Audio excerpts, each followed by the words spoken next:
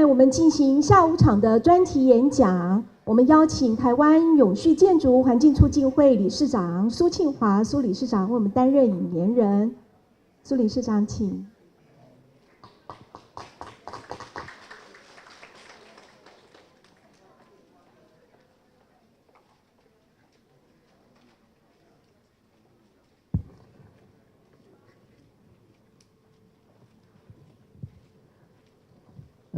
各位大家午安。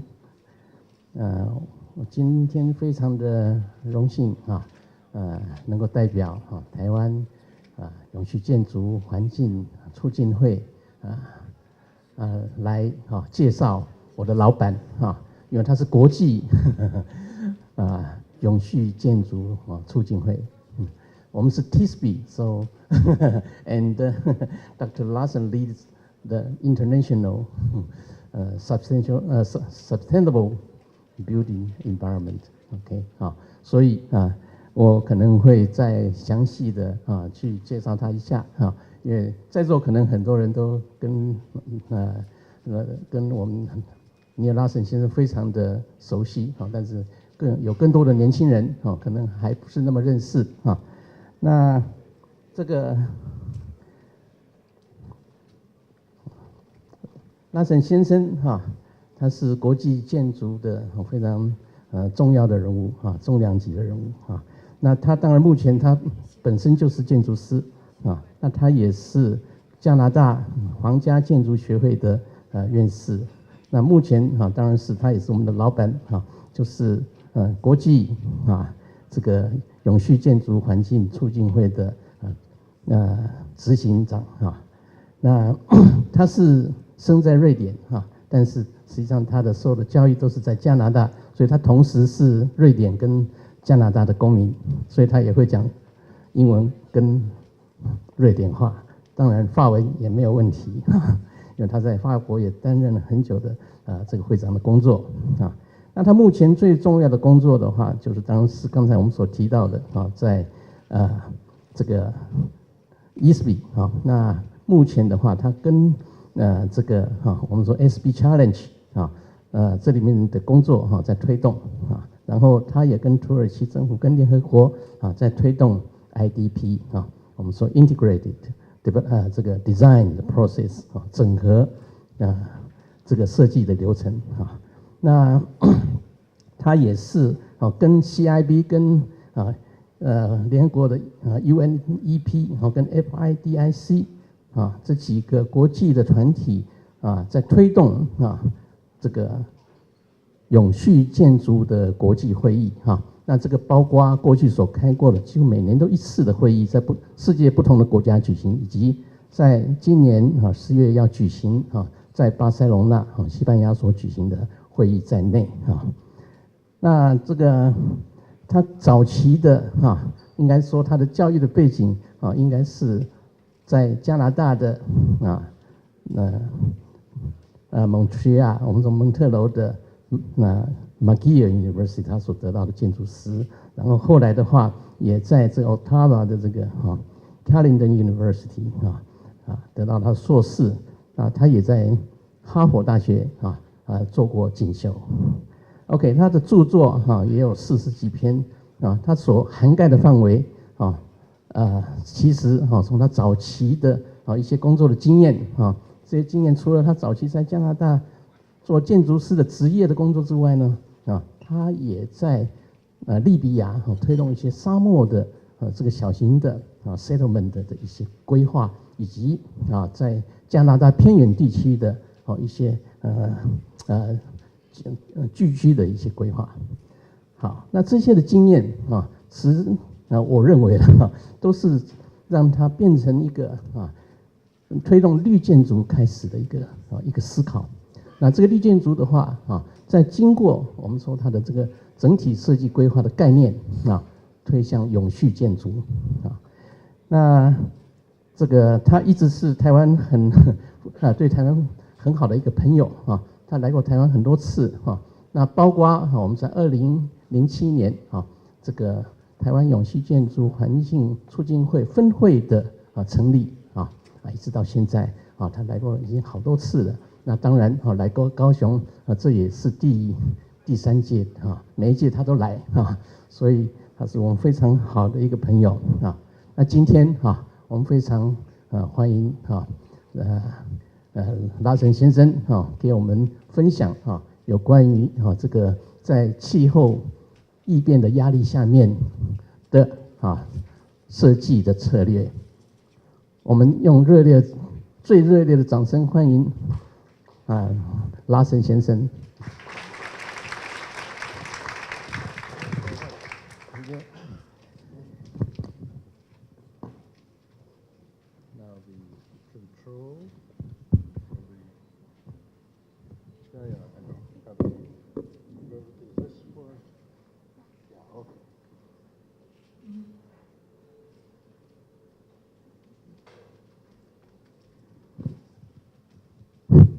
I hope I can make this work. Thank you for that introduction. God, I'd like to meet this fellow. He sounds good, but I don't believe a word of it. I'm very happy to be speaking after Dr. Wang has depressed you all and made you all fearful of the future, because usually I'm the one who makes people all depressed. So now I'm going to look positive by comparison, I think. Anyway, it's an honor to be here, and I'm going to be speaking about part of what Dr. Wang talked about, the climate change, but its effects on the built environment and what we can do to alleviate that.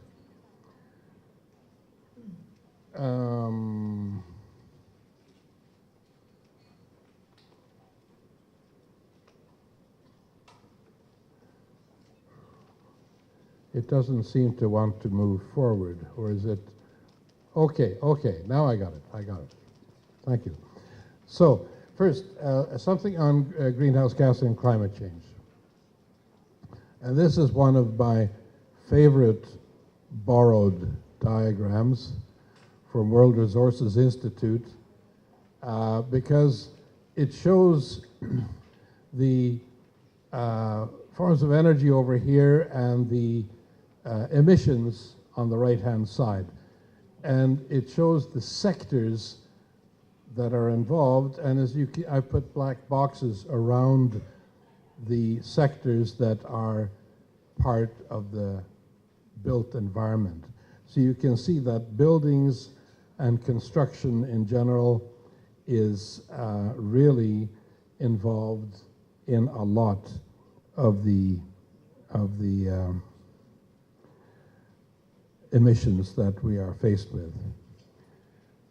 I'm just trying to see it on my screen here as well.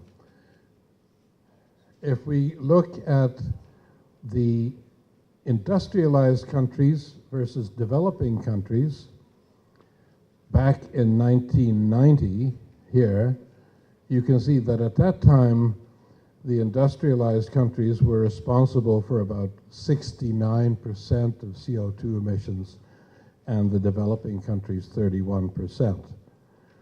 But if we go to 2012, we can see that the developing countries' share has increased to 59%. No surprise, development of China, India, and other developing countries have really caused a big expansion in construction of infrastructure and buildings, and that means a lot of cement, and cement is one of the heaviest producers of greenhouse gases in its production. So there we are. We're not going to be able to turn the clock back, and it's no use telling China they can't build highways and apartment buildings. I mean, this is life, and we have to get used to it.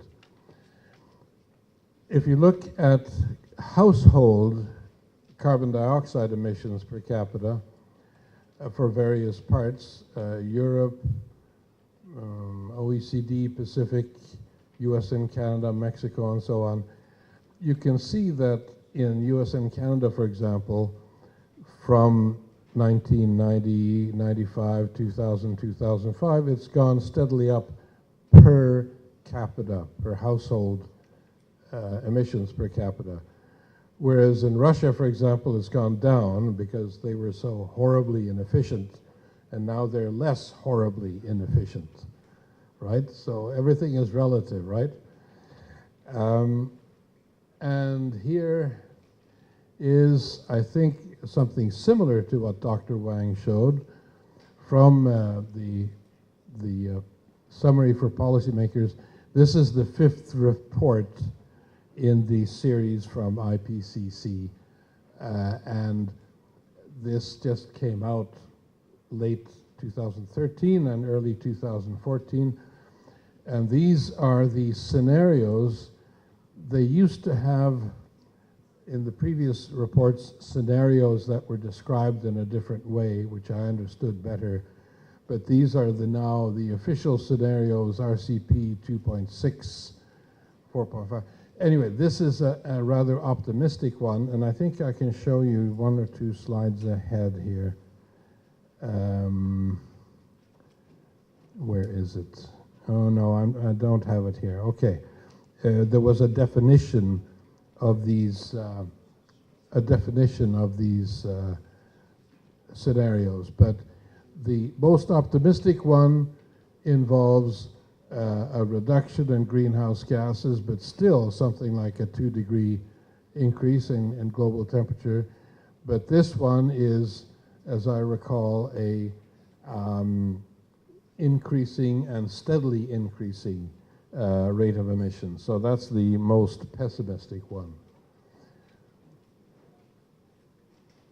Here is something that impressed me the first time I saw it, and it still makes sense to me, because this really shows how we human beings tend to think in the short term, but the effects of what we do have a long-term effect.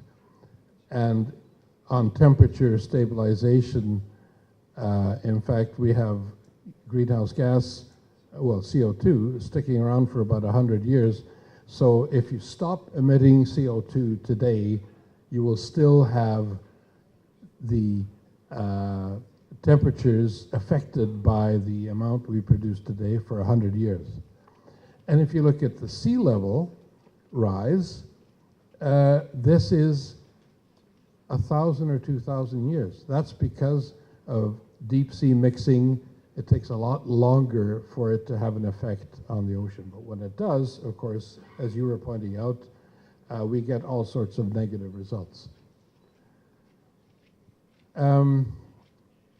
Here is some more. I went through the IPCC report, the summaries, and I've put in red what I think are some of the most important things. Up to 2% of global income could be lost as a result of warming up to 2.5 degrees Celsius. And that seems a very likely scenario today, that we'll have 2.5 degrees Celsius. It's difficult to estimate costs for warming beyond that point, but impacts may be worse with more warming, and that's quite logical. Poor and marginalized and rural communities are going to be hit hardest. You can shelter yourself a little bit in the cities. You have access to power, access to technology, but people in poor rural areas don't have that for the most part.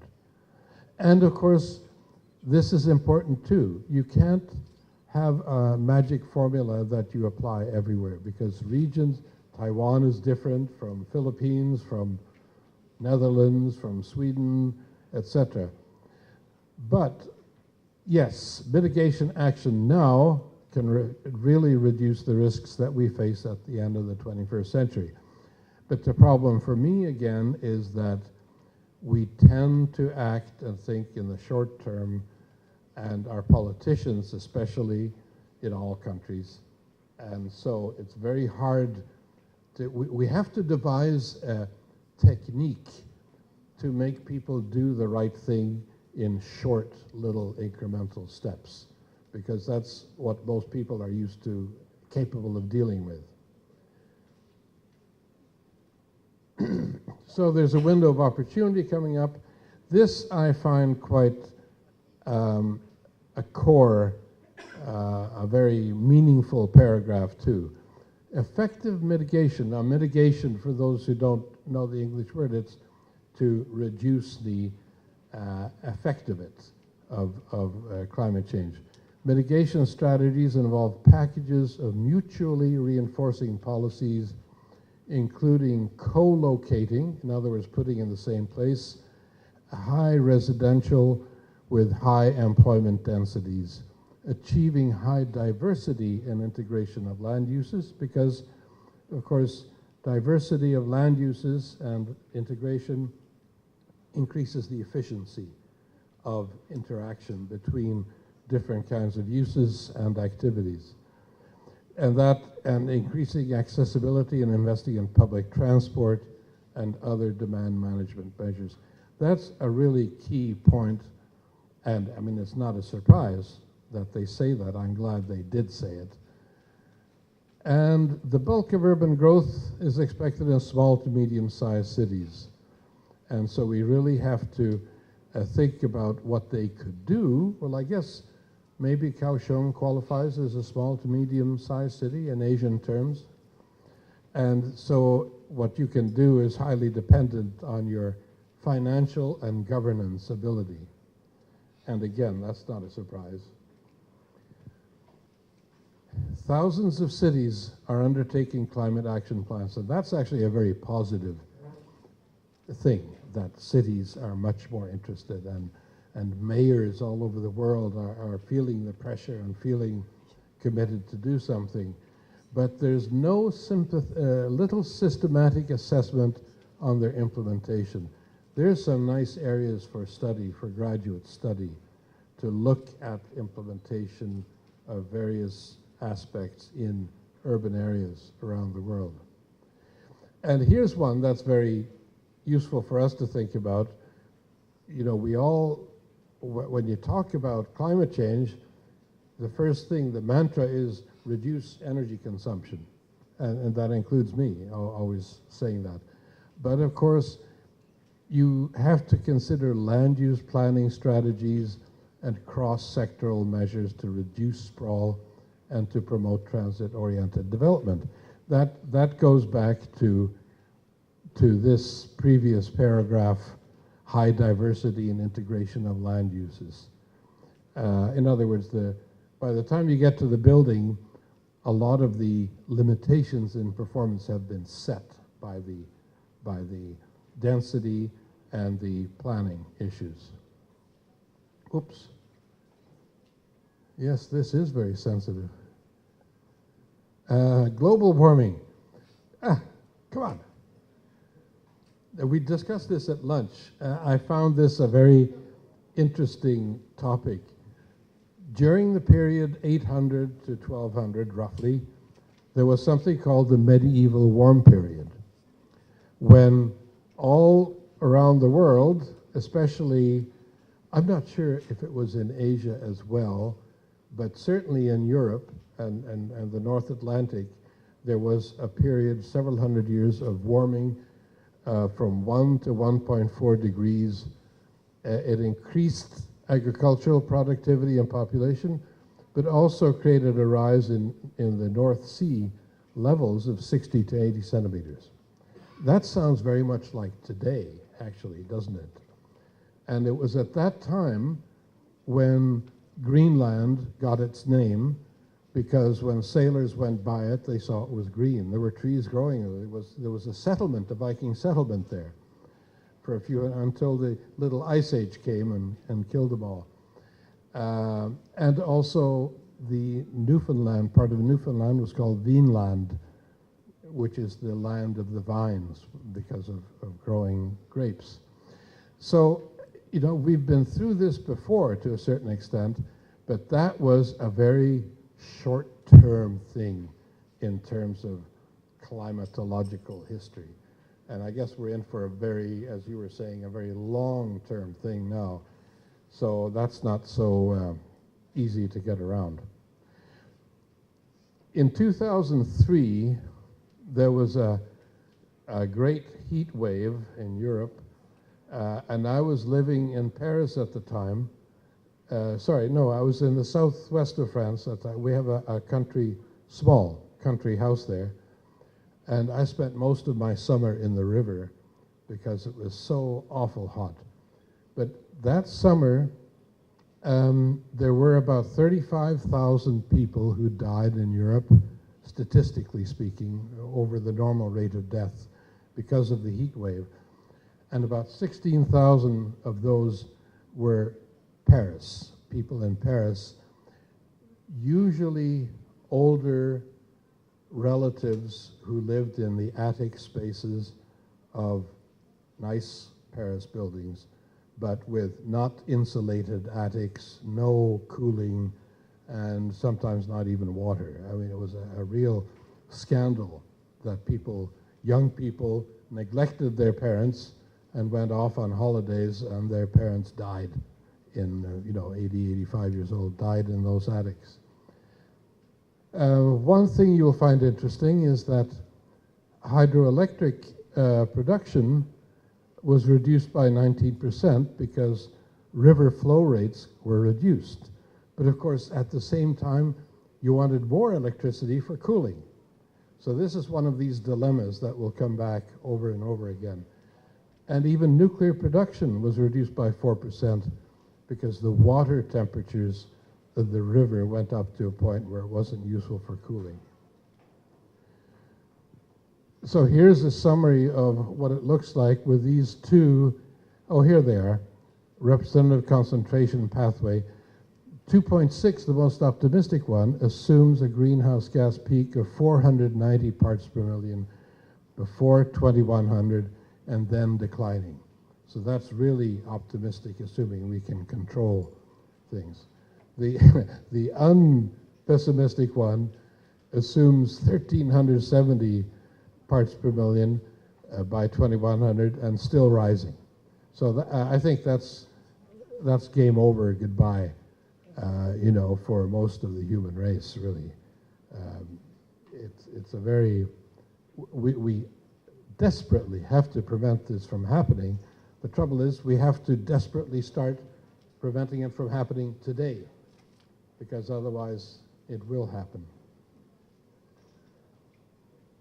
Storms, precipitation, etc.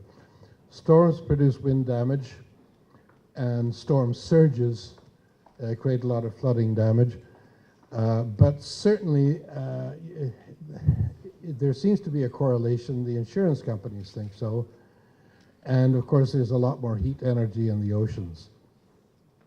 Many insurance companies are reducing coverage or refusing new policies in risky areas. There is likely to be a need for extensive relocation of populations living close to floodplains and coastal areas. And, if you think of New Orleans, the aftermath of the Katrina hurricane, how long it took to get New Orleans back. And in fact, parts of New Orleans still are not back to what they were before. And that's probably because they were poor and black, the residents. But still, even with the best will in the world, it takes a long time to compensate for the effects of flooding damage and people having to be relocated. And of course, building codes, as Dr. Wang already mentioned, we have to deal with higher wind regimes, and you have a much more severe problem with that here. These are the number of weather catastrophes from the reinsurance industry figures, 2013, and you can see it's a fairly nice trend line going up, increasing number of catastrophes. These are, the yellow is extreme temperature, drought and forest fire. The blue one here is, what does it say there? Flood, yes. And storms are the other ones, storm damage, physical storm damage.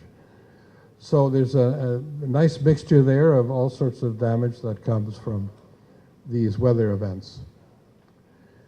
In the future, we're going to have too much or too little precipitation, depending on where you are, and less predictable weather.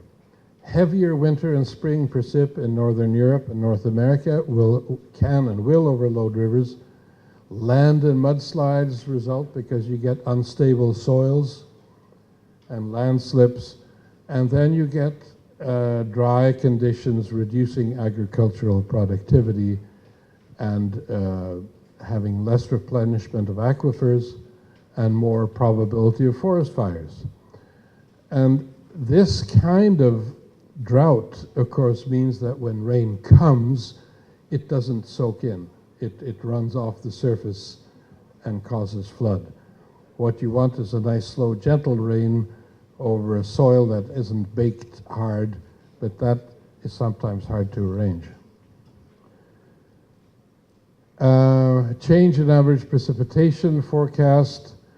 Well, generally speaking, the regions that don't need more will get more. And the regions that really want more will not get any more. So North Africa, Spain, Italy will have reduced precipitation in the long run. One thing that hasn't been mentioned so far is the acidity of the ocean, which is increasing, which will affect productivity for seafood and fish. And of course, the sea level is going up, as Dr. Wang told us. And here is another, this is England, and here's Ronald Rover's house right here. And if we add a meter to here, you better get your boat out.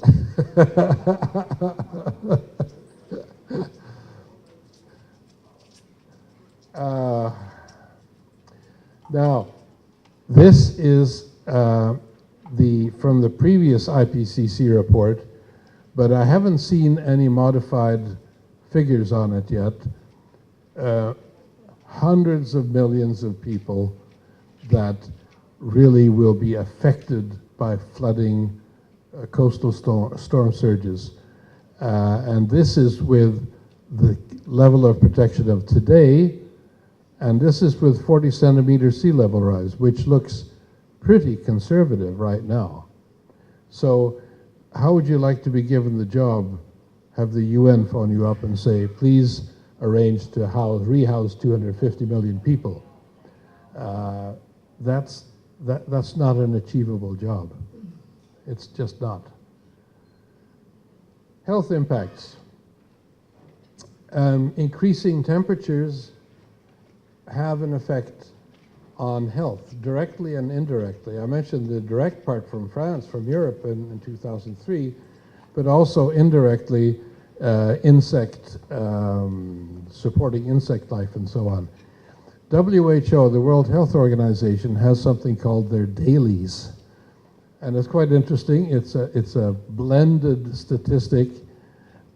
It's years of life lost and years of life lived with a disability. So it's disability adjusted life year.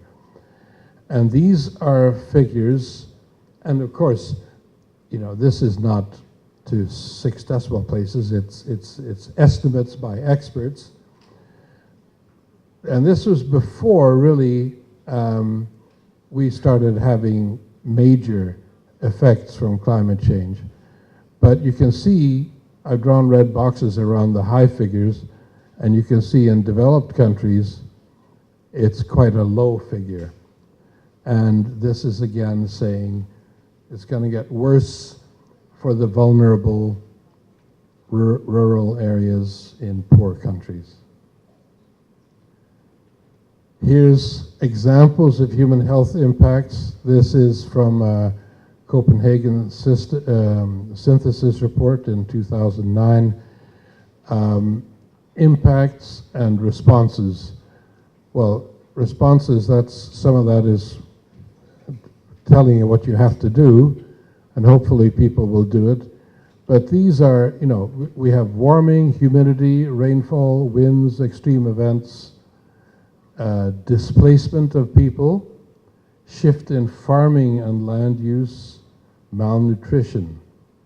So there's secondary and tertiary effects none of them really very positive. Sorry, I thought I was going to be very positive after your gloomy talk, but I'm just adding to the gloom, I think. Here's another way of looking at the insurance data. This is the financial consequence of weather catastrophes. And this is, what do we got? Over here, what does it say there? Overall losses, and this is insured losses. Okay, so the green, light green are uninsured losses, which is, of course, for society, not a very nice thing to have. But they're both going up. Now, in the building sector, we need added capital investments to meet the need for standing up to wind and precipitation. And of course, in cold climates, like Canada and Northern Europe, you're going to get heavier snow loads. So that's a structural requirement that, well, sort of similar to not having your roof blown off by a typhoon. I guess you also need more structure to keep it from collapsing from the snow. There'll be a lot of demand for repair and upgrading. That will result in more construction sector activity. That will put up demand for low-risk land materials and skilled labor, which will push up costs. And there will be added production costs for some key materials such as cement, nickel, and copper. That will increase the construction costs even more. And of course, energy costs will increase because there will be higher marginal costs for green power and higher input prices for other forms. On the other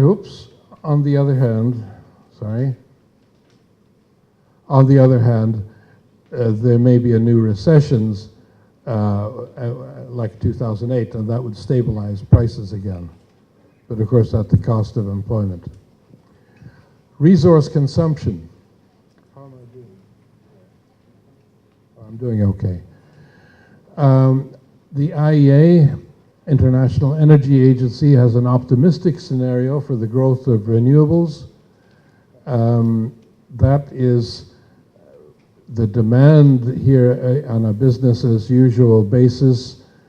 They're saying that we can have energy savings from increased efficiency down to here, and if we have renewables, we can have a residual amount which is quite low.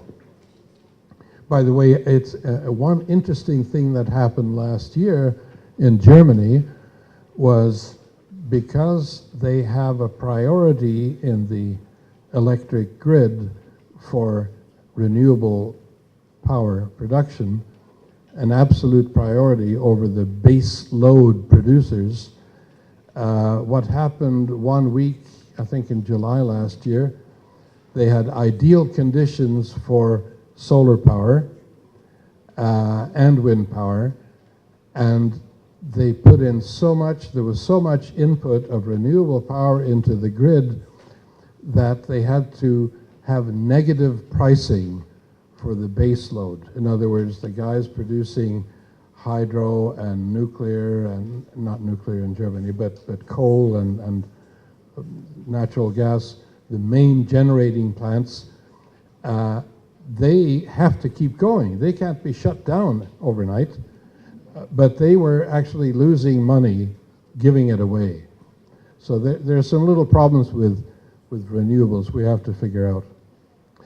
This one, Ronald, I hope you give me an updated version of this at some point, because this is from, I think, around 2000.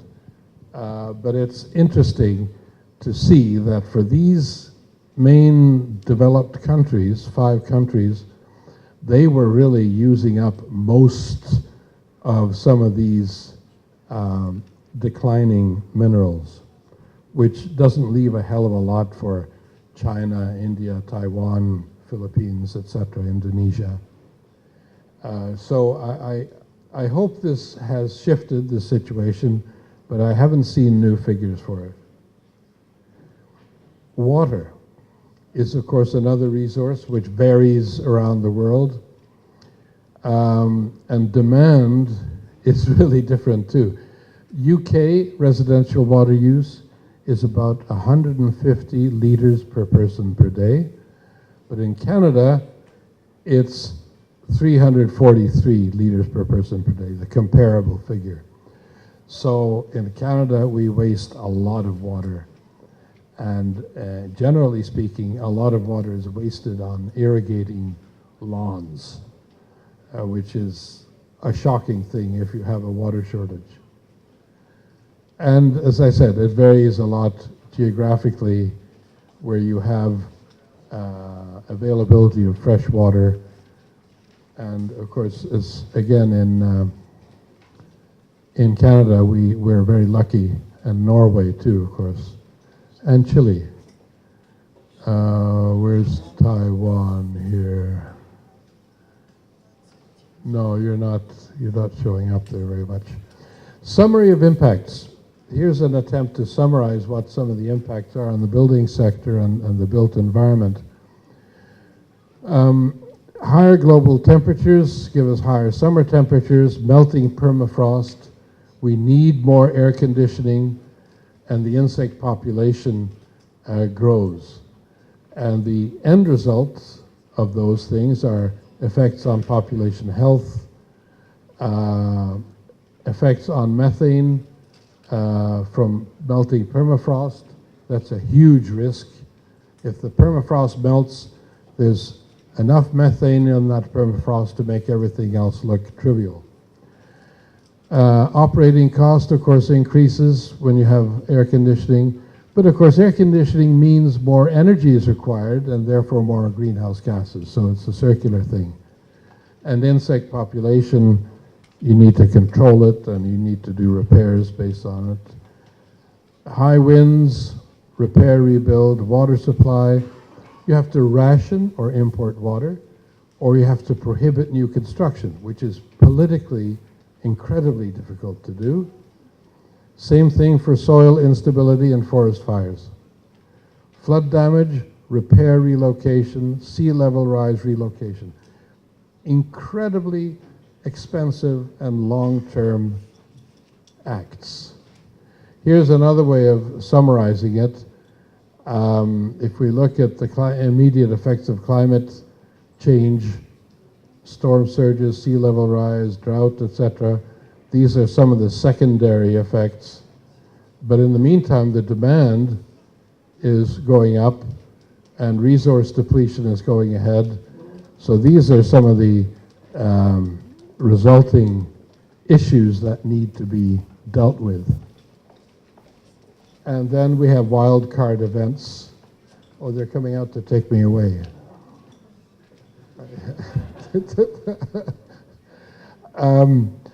Okay, so what's pushing all this? We're making good progress on ecological performance of materials. Building equipment is increasing in efficiency, which is good. There is more belief that better design is important, but we will not reduce overall gas emissions or depletion of materials if we build 1,000 square meter apartments in Taipei, as we were discussing at lunch. You know, that kind of example, that's a very bad example to set, but it's happening all over. And in Canada, we had an improvement in efficiency in houses from 1995 to 2005, but the house sizes increased to wipe out that efficiency gain. Same thing happened in the US. In the meantime, the household size decreased. And don't forget, we're not just talking about new housing. If you look at the building stock, this lighter blue is the existing buildings in the building stock, about 96 to 98%. So here's the new buildings, and of course certified buildings are a very small proportion of new buildings usually. So certification is great, but it's not going to solve the problem for the mass of the building stock. And talking about demand, well, in Africa and Asia, this is the population increase, whereas in the developed countries, it's a very slow growth. So Europeans and North Americans can improve the efficiency of what they're doing, but the real impacts are going to be here in the East and in Africa because of the population growth.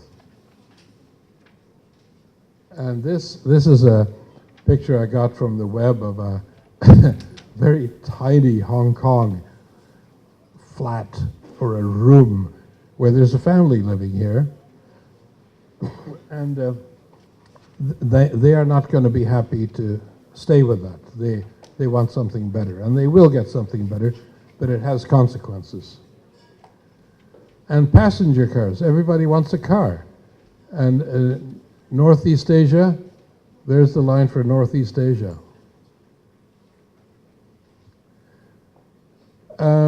I'd better hurry up. How much time do I have?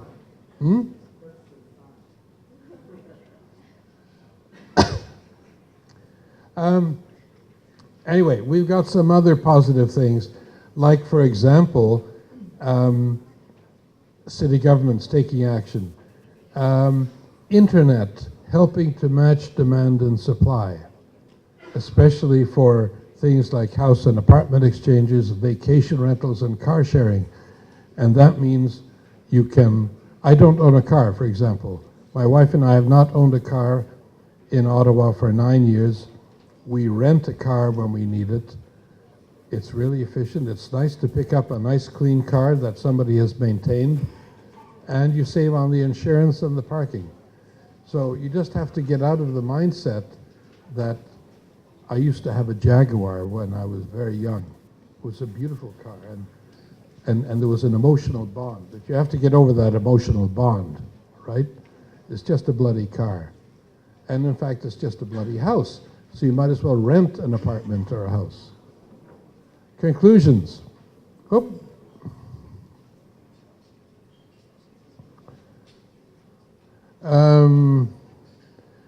What actions do we need to take? Well, we need a broad range of actions. Education, training, monitoring of performance so we know how buildings actually perform, and communities. Mitigation to reduce greenhouse gas emissions, and adaptations, learning to live with it. So that's a full menu of activities we have to take. Interestingly, there was this study sponsored by, I think it was it UNEP? Anyway, it was done by a Hungarian university, and it showed that the payoff for regulations was very good. And in fact, for some regulations, there was a positive payback within a year.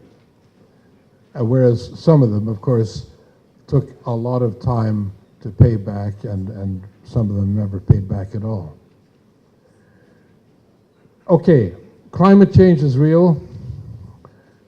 We can't isolate ourselves, and I mean, I don't think that we can say Taiwan could close the doors and solve all its problems and get its water locally and materials and everything else. So I disagree with Ronald about that, because everyone is part of an open trading network. So we have to do it globally, I think. We're going to have impacts in economic situations, goods production, and food. So it's pretty basic.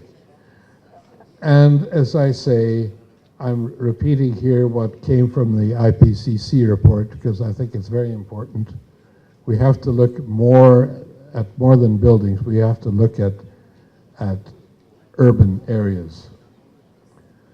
And we have to improve, of course, the energy and environmental performance. But since 96 to 98% of the buildings consist of existing buildings, we have to improve those existing building performance. It's harder to apply energy regulations to existing buildings, but we have to go ahead and work on it, and you still need new buildings to serve as exemplars to show what you can do theoretically. That's it. Thank you very much.